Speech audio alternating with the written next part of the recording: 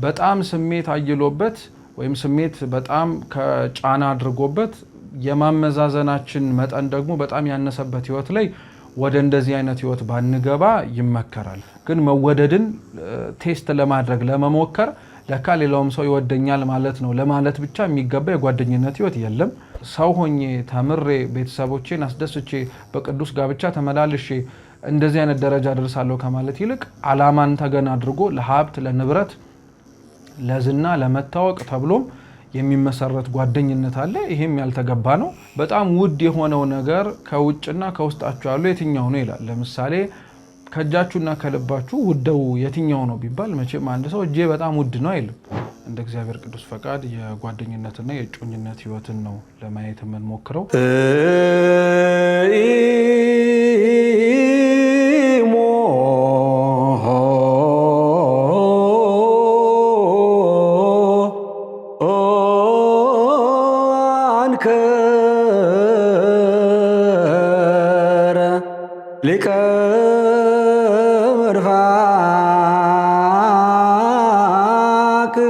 በስመ አብ ወወልድ ወመንፈስ ቅዱስ አሐዱ አምላክ አሜን። የተወደዳችሁ የልዑል እግዚአብሔር ቤተሰቦች እንደምን ቆያችሁ?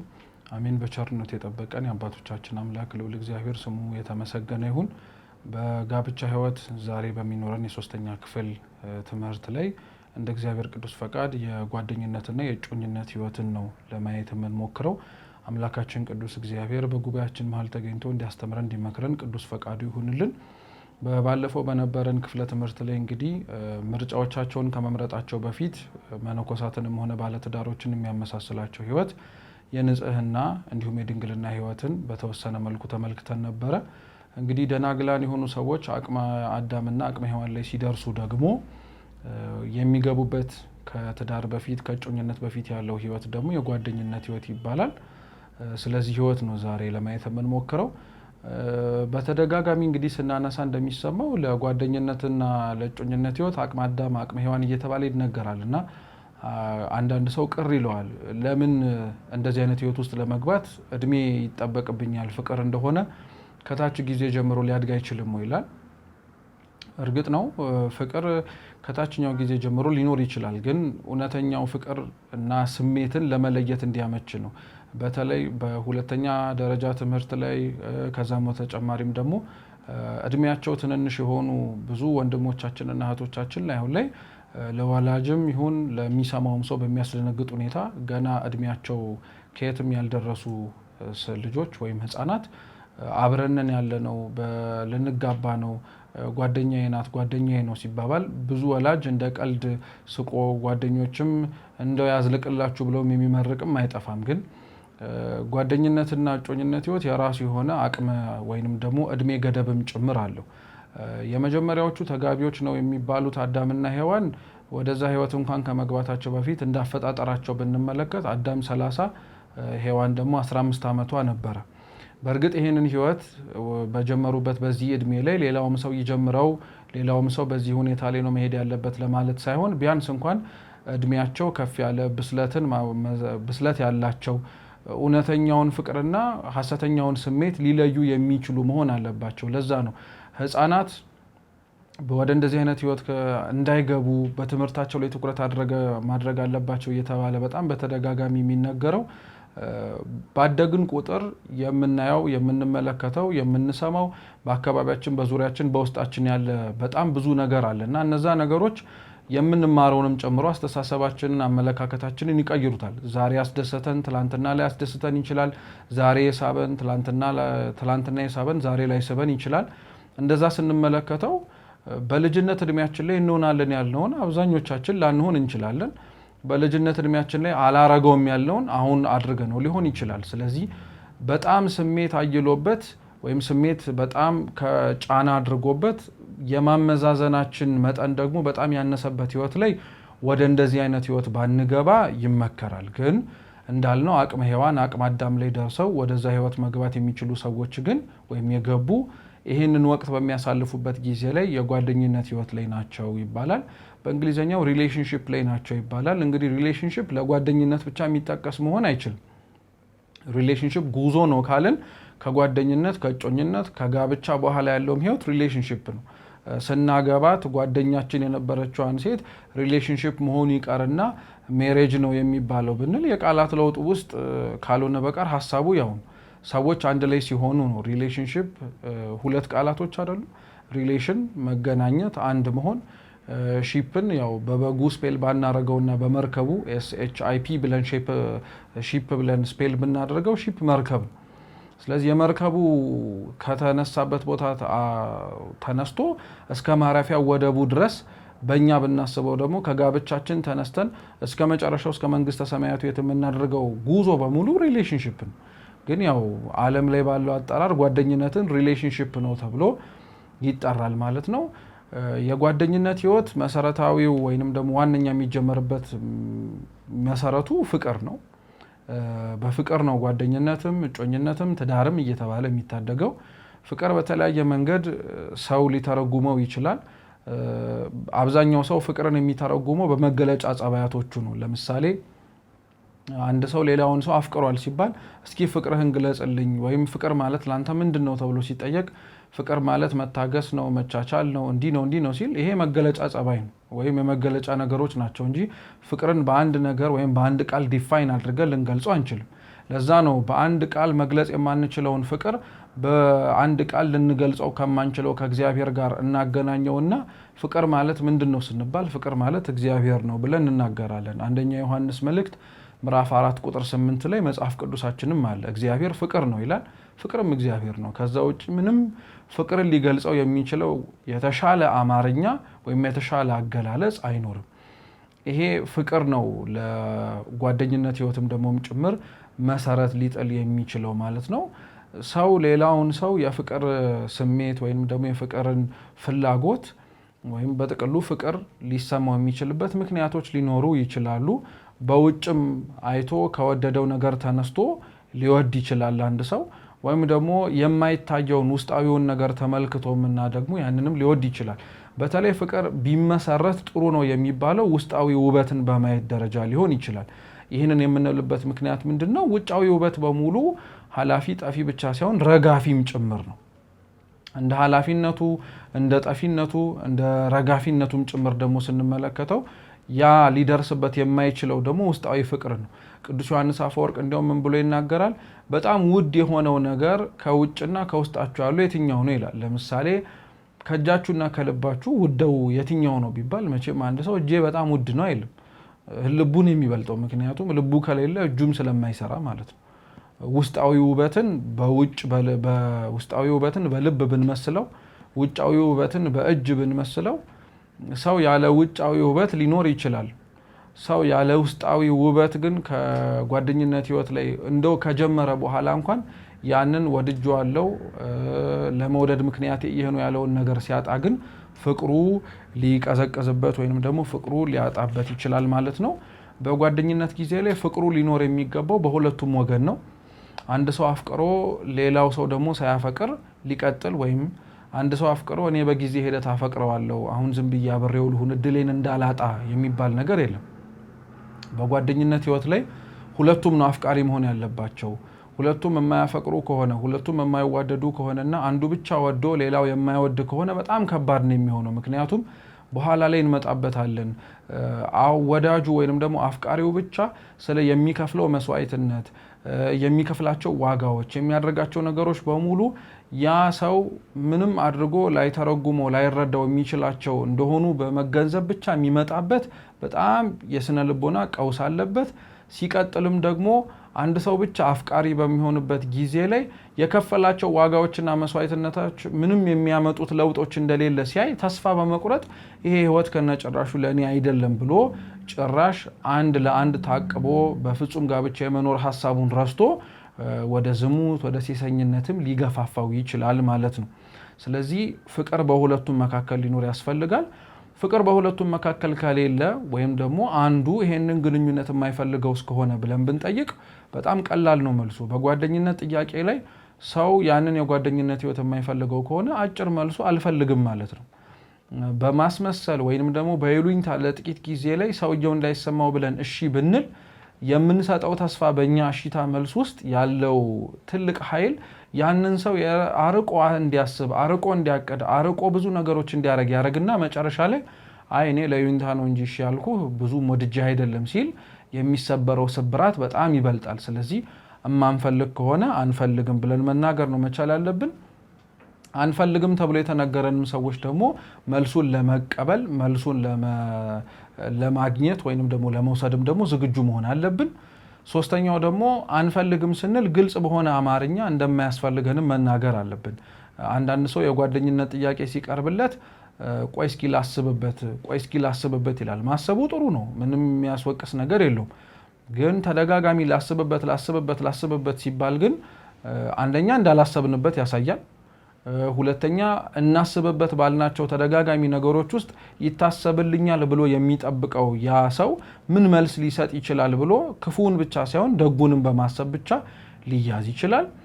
ሶስተኛው ደግሞ እናስብበት ብለን እውነታውን ከመናገር ይልቅ በጊዜው ይተወኛል ላስብበት ስል ሰልችቶት ይተወዋል። ሰልችታ ትተወኛለች ሲባልም ደግሞ የሚያሳድረው ተስፋ በጣም ክፉ ነው። ስለዚህ ግልጽ በሆነ አማርኛ የማይፈልግ ከሆነ አልፈልግም፣ አስቤበታለሁ፣ ነገር ግን ይሄ ነገር ለእኔ አይሆነኝም ብሎ መናገር ያስፈልጋል።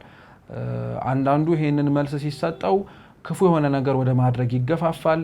ራስ ወደ ማጥፋት፣ ተስፋ ወደ መቁረጥ፣ ራስ ላይ ጉዳት ወደ ማድረስ ይመጣል እና ይሄን ነገር መልሱን በተገባ ሁኔታ ደግሞ የመቀበልንም ልብ ለራሳችን ማዘጋጀት መቻል አለብን። የፍቅር ጥያቄን ወይም የጓደኝነት ጥያቄን የሚያቀርቡ ሰዎች በሙሉ መልሱ ሁሌም እሺ ነው ብለው ማሰብ የለባቸውም።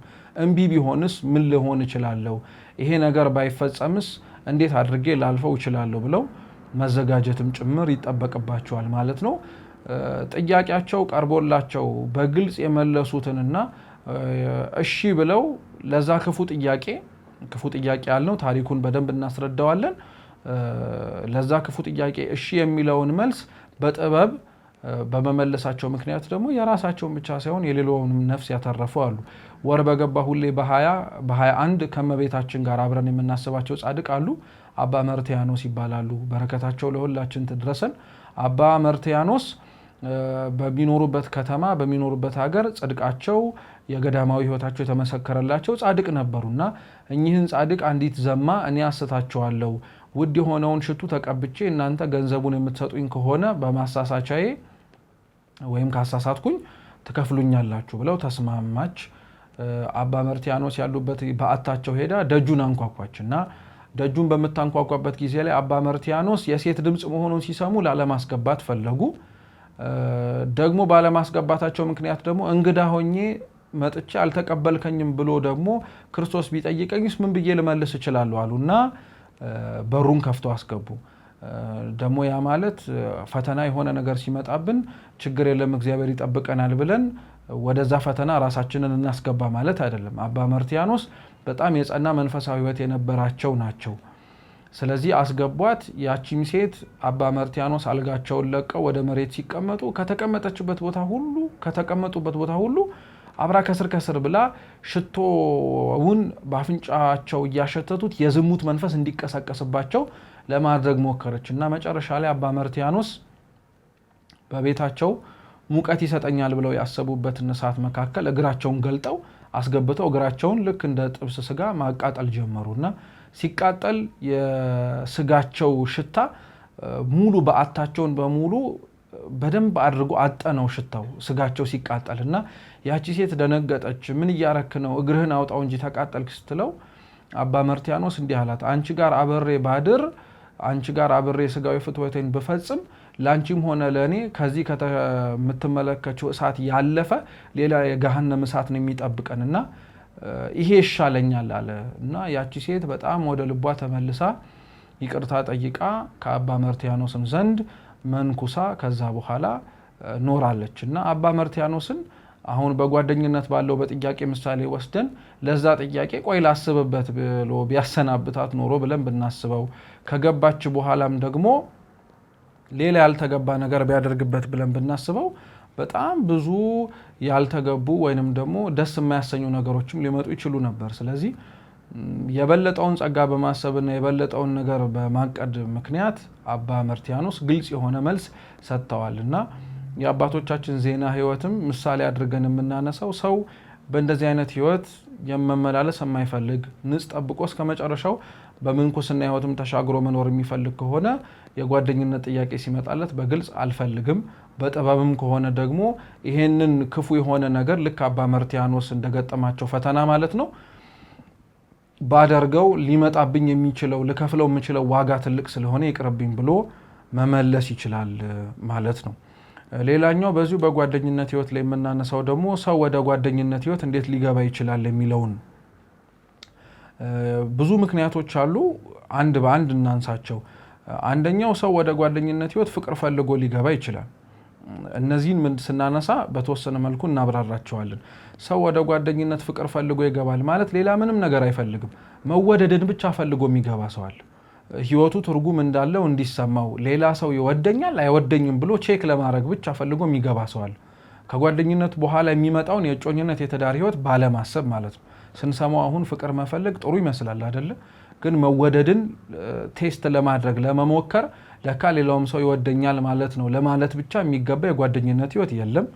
ሁለተኛው ብቸኝነትን ጠልቶ ሲያየው ዙሪያውን ሲመለከተው ብቸኝነቱን አይቶትና ጠልቶት እንደው ዝም ብዬ ጓደኛ ቢጤ ቢይዝ ከብቸኝነት ይሻላል አብሮ ሻይ የሚያጣጣኝ ቡና የሚያጣጣኝ ብሎም የሚገባበት የጓደኝነት ህይወት ያለው።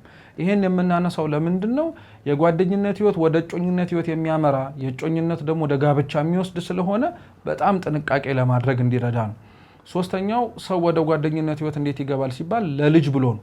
አሁን ቀላል የማይባል እና አብዛኛው ሰው በማህበራዊ ሚዲያዎች እንኳን ወጥተው እኔ ጋብቻ አልፈልግም ልጅ ብቻ ነው የምፈልገው የሚሉ ሰዎች በርክተዋል። አሁን ልጁን ያለ ጋብቻ ማሳደግን ምርጫቸው ያደረጉ የእናት ፍቅርን ብቻ ወይ የአባትን ፍቅር ብቻ በመስጠት ልጁን ማደግ ይችላል፣ ምን ይጎልበታል፣ እኔ አባትም እናትም ሆኜ ያሳድገዋለሁ ብሎ የሚመጡ አሉ። ሰው እናቱ ወይ አባቱ አርፈውበት የተረፈው ሰው እንደ አባትም እንደ እናትም ማሳደግኩት ቢል ምርጫ የሌለው ነገር ስለሆነ ያንን በማድረጉ ቢያንስ ሊመሰገን ያሳደገውንም ሰው እያስታወሰ ያ ሰው እኔ እናቴ እኔ አባቴ እንደ እናትም እንደ አባትም እንደ እናትም ማሳደገ ሊል ይችላል። ነገር ግን የጓደኝነት ህይወቱን ብቻ የሚፈልጉት ለልጅ ነው ማለት ወንድን የሚፈለገው ሴቷም የምትፈለገው ለማህፀኗና ለዘሩ ነው ብቻ እንደማለት ነው። ሌላውን ልጁ የሚያስፈልገውን ፍቅር እኔ ብቻ ልሰጠው እችላለሁ ብሎ የሚነገር የሚወራ ነገርም አሁን እየበረከተ ስለመጣ ይሄም ሰው ወደ ጓደኝነት ህይወት ላይገባበትና እንዳይገባበት የሚመከር ነው። አራተኛው በዝሙት ከመፈተን ብሎ ሰው ሊገባ ይችላል። አንድ ሴት ብቻ ይዤ ወይ አንድ ወንድ ይዤ ከነሱ ጋር ዝም ብዬ በቃ እንደው ትንፍስ እያልኩኝ ብኖር ይሻለኛል እንጂ ምን መዟዟር አስፈለገኝ ብሎ ማለት ነው። ይሄንንም ስንሰማው ጥሩ ይመስላል። ከዝሙት ለመፈተን ተብሎ የሚጀመር የጋብቻ ህይወት ሊኖር ይችላል እንጂ ከዝሙት ለመፈተን ተብሎ የጓደኝነት ህይወት ተመስርቶ ከዛ በኋላ በጓደኝነት ህይወት ውስጥ ብቻ ያቺን ስጋዊ የሆነዋን ግንኙነት ብቻ እየፈለጉ መኖርም ያልተገባ ነው። አምስተኛው ሰው ወደ ጓደኝነት ህይወት እንዴት ሊገባ ይችላል ስንል በቤተሰብ ጥያቄ ነው።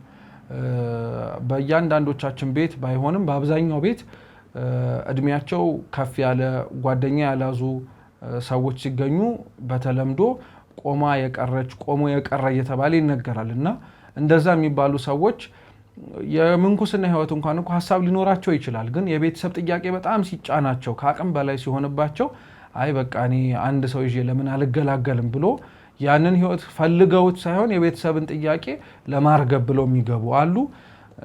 ስድስተኛው ደግሞ ሰው ወደ ጓደኝነት ህይወት የሚገባው ጥቅም ፍለጋ ነው። ስጋዊ የሆነውን ህይወቱን ለማደላደል በተለይ በጥቂት ጊዜ በምንመለከተው በምናየው በማህበራዊ ሚዲያ ላይ የምናውቃቸው የምንመለከታቸው ሰዎች በአንዴው ተነስተው የሆነ ደረጃ ላይ ሲደርሱ የደረሱበትን ሁኔታ በማየት አይ ሰው ሆኜ ተምሬ ቤተሰቦቼን አስደስቼ በቅዱስ ጋብቻ ተመላልሼ እንደዚህ አይነት ደረጃ ደርሳለሁ ከማለት ይልቅ አላማን ተገን አድርጎ ለሀብት ለንብረት ለዝና ለመታወቅ ተብሎም የሚመሰረት ጓደኝነት አለ። ይሄም ያልተገባ ነው።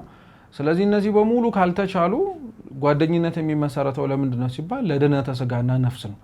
ለድነተ ስጋ ሲባል ቅድም ያነሳ ነው ለመረዳዳት ዘር ለመተካት እንዲሁም ደግሞ ከዝሙት ለመጠበቅ። ለድነተ ነፍስ ነው የምንለው በዚህ ውስጥ ታዋቂነት ነው። ሰው ሌላውን ጓደኛ የሚይዘው ጊዜ ለማሳለፍ እችላለሁ አልችልም ለማለት እወደዳለሁ አልወደድም ለማለት ልጅ ብቻ ፈልጎ የቤተሰብ ጥያቄ ለማስታገስ ፈልጎ ብቻ ባልተገቡት በእነዚህ ምክንያቶች ሳይሆን ለስጋውም ለነፍሱም ከእግዚአብሔር ጋር ለመኖር የሚያስፈልገው ከምንኩስና ውጪ ያለ ህይወት ይሄ እንደሆነ አውቆ የጋብቻን ህይወት በጓደኝነት ህይወት መመስረት ይችላል ማለት ነው። ሌላው በዚሁ ርዕስ ላይ የምንመለከተው ርዕሰ ጉዳይ ደግሞ በጓደኝነት ልናስበውና ልንጠነቀቀው የሚገባው ነገር ነው። አንደኛ በጓደኝነት ህይወት ውስጥ የሚቆዩ ሰዎች ሊያስቡት የሚገባቸው ነገር ስለ ጋብቻ ማወቅና ቃል ኪዳንን መረዳት አለባቸው። ሰው ጓደኝነት ህይወት የሚመሰርተው እግዚአብሔር ከረዳው ጋብቻም ደረጃ ላይ ለመድረስ ነው። ቅዱስ የሆነውን ትዳር ለመመስረት ነው። ስለዚህ በጓደኝነት ህይወት ላይ ሆነው ስለ ጋብቻ ማወቅ፣ መረዳት፣ መማር ያስፈልጋቸዋል። ሁለተኛ ቃል ኪዳንንም ማወቅ አለባቸው።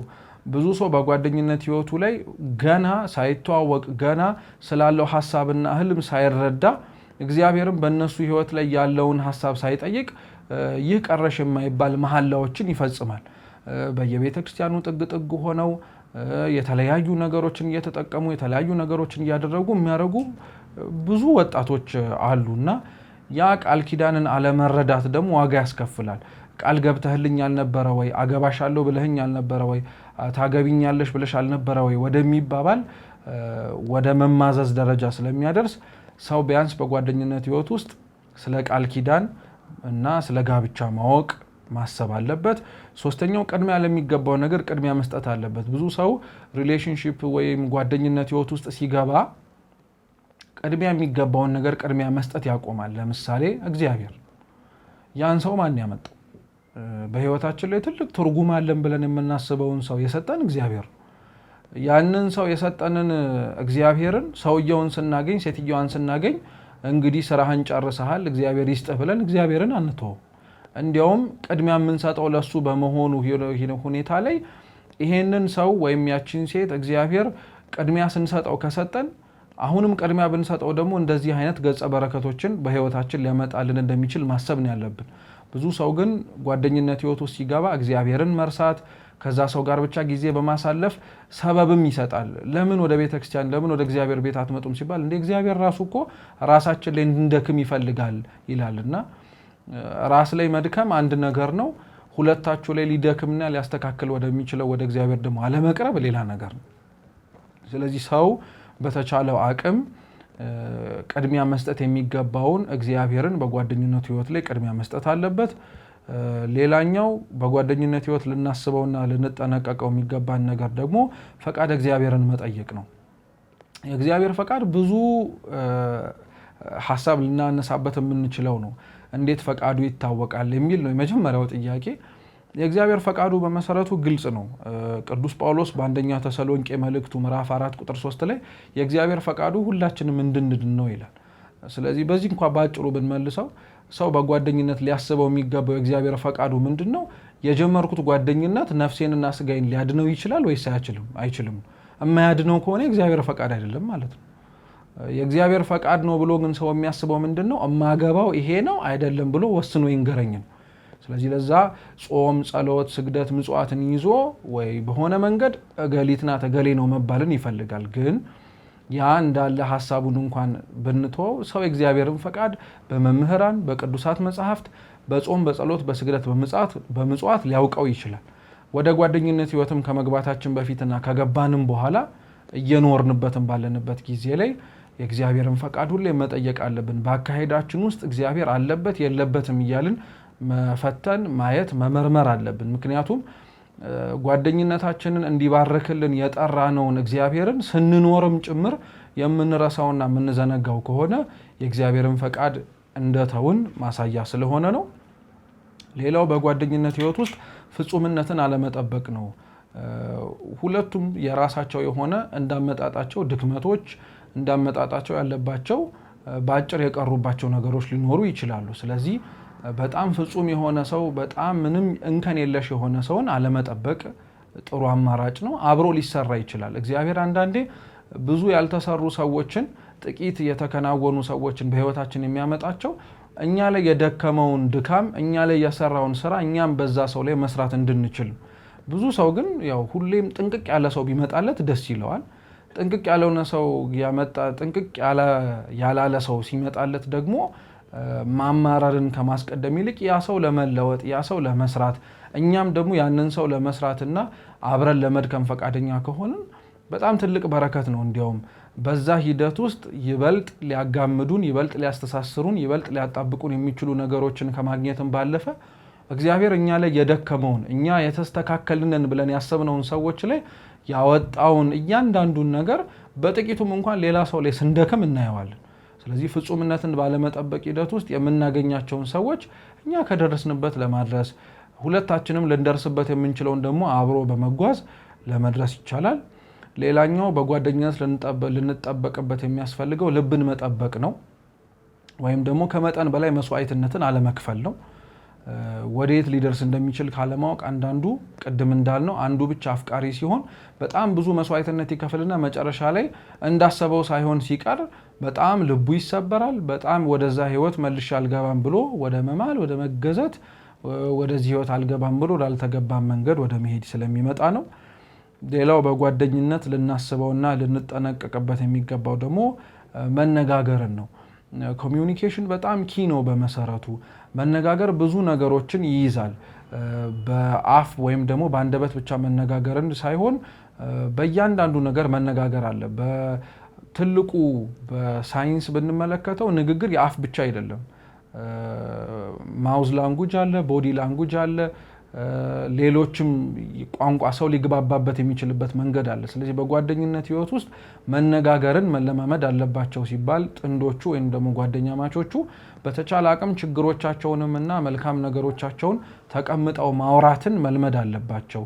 በዛ መነጋገር ውስጥ አለመግባባት፣ አለመስማማት፣ መጋጨቶች ሊኖሩ ይችላሉ። ግን ሀሳብ ነው የተጋጨው እንጂ እርስ በርስ አይደለም የተጋጩት። ቢቻል እንዲያውም ያልተገባቡበት ሀሳብ ካለ ለሁለት ሆነው ያልተገባቡበትን ሀሳብ ለመፍታት ይሞክራሉ እንጂ ሁለቱም የራሳቸውን ሀሳብ ይዘው የኔ ይበልጥ ያንቺ ይበልጥ እየተባባሉ መጋጨት የለባቸው። ሁለቱም አንድ ላይ ሆነው ያላግባባቸውን ሀሳብ ለማግባባትና አንድ ደረጃ ላይ ለመድረስ ይሞክራሉ እንጂ ማለት ነው። ሌላው በጓደኝነት ህይወት ማወቅ ያለብን ደግሞ ሌላ ሰው አለማስገባት ነው። ብዙ ጊዜ ላይ የጓደኝነት ህይወት ውስጥ ኤክሳይትመንት ይኖራል፣ ፍላጎት፣ ጉጉት፣ ሁሉም ሰው ቢያውቅልን ሁሉም ሰው ቢደነቅልን ደስ ይለናል። ግን አንዳንዴ እንዲያውቅ የምንፈልገው እንዲደነቅ የምንፈልገው ማወቅ የማይፈልግና ማፍረስ የሚፈልግም ሊኖር ይችላል። ስለዚህ በተቻለ አቅም የጓደኝነት ህይወት እንዲያውቁ ከሚገባቸው ከጥንዶቹ ከንስሐ አባት ምናልባት ከቤተሰብና ከቅርብ ጓደኛ ውጪ የአደባባይ ጉዳይ ሆኖ ጓደኛ ይዣለሁ ጓደኛ አስይዣለሁ ወደሚባል ደረጃ ላይ ባይደርስ በጣም ጥሩ ነው ማለት ነው። የመጨረሻው ደግሞ ቢያንስ በጓደኝነት ህይወት ከብዙ በጥቂቱ ማወቅ ያለበት አንድ ሰው ራሱን ማወቅ ነው። ራስን ማወቅ የመሰለ ትልቅ እውቀት የለም። ስለ ራስ ማወቅ በተወሰነ እንኳን ለማየት ያክል ሰው እንዴት ነው ራሱን የሚያውቀው ከተባለ በእግዚአብሔር በኩል። እግዚአብሔርን እንዴት እናውቀዋለን ብንል እግዚአብሔር አይመረመርም። እግዚአብሔር ሊታወቅ የሚችለው በስራዎቹ ነው። ስለዚህ እግዚአብሔር በስራዎቹ የሚታወቅ ከሆነ ከስራዎቹ መካከል ደግሞ እኛ አንዱ ከሆንን እግዚአብሔር በስራው ታወቀ ማለት እግዚአብሔርን በማወቅ ወደ ሂደት ውስጥ እኛ ራሳችንን እናውቃለን ማለት ነው። ምንድነው? ድጋሚ እንድገመው። ሰው እግዚአብሔርን ማወቅ የሚፈልግ ከሆነ እግዚአብሔር የሚታወቀው ባህሪው አይመረመርምና በስራው በተገለጠበት መንገድና ልክ ነው። እግዚአብሔር ስራውን ከገለጠባቸው መንገዶች መካከል ደግሞ አንዱ የሰው ልጅ ነው። የሰው ልጅ ራሱን ማወቅ የሚፈልግ ከሆነ ራሱን ሳይሆን የሚመረምረው ራሱን ለማወቅ የሚፈልግ ከሆነ ያዘጋጀውን እግዚአብሔርን ወደ ማወቅ ደረጃ ነው ማየትና ማደግ ያለበት።